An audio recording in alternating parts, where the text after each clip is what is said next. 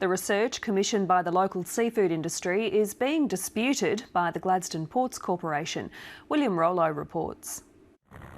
Gladstone Harbour is being transformed into Queensland's coal seam gas export hub.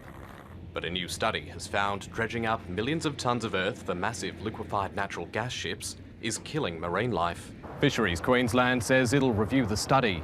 According to its records, fish health in the Gladstone Harbour appears to be improving. It concluded its monitoring program in September, but it's yet to release the full report.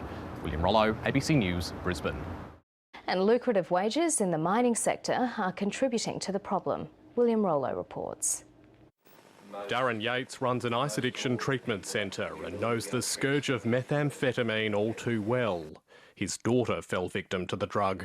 Use 5 days a week and sleep for 2 days a week. With profound effects. She'd got to the point where she was psychotic at times and she was suicidal. Experts say the distinguishing feature of ice is that people from all walks of life can become addicted.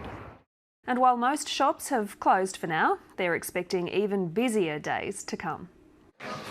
For thousands across Queensland, 'tis the season to be spending. There's a lot of people out making most of, the good weather. A lot of people in the mall today. As the Christmas rush wraps up, retailers are hoping today's strong sales figures will carry on well past tomorrow.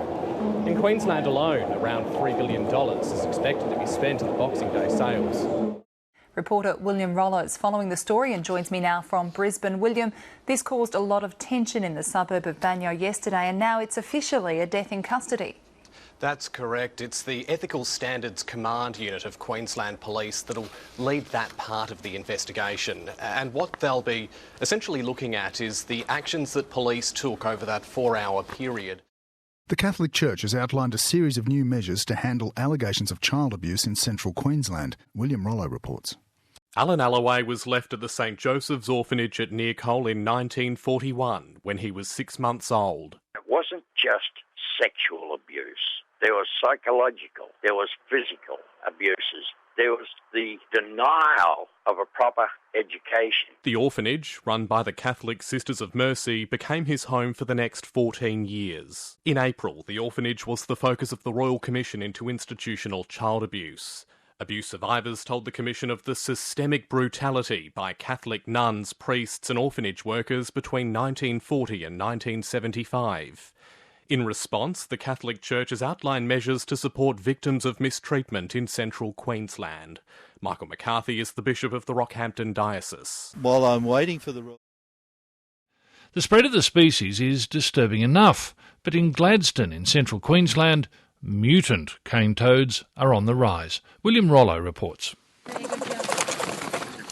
It's hot and humid in central Queensland, where the recent floods have saturated much of the landscape.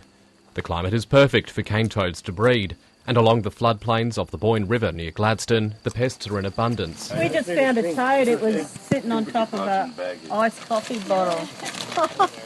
I don't know if it just thought it was its mate or what, I don't know. Every week, Iris Cosgrove and her team of volunteers are out catching as many of the pests as they can for environmental research. But there's something not quite right about the cane toads in Gladstone.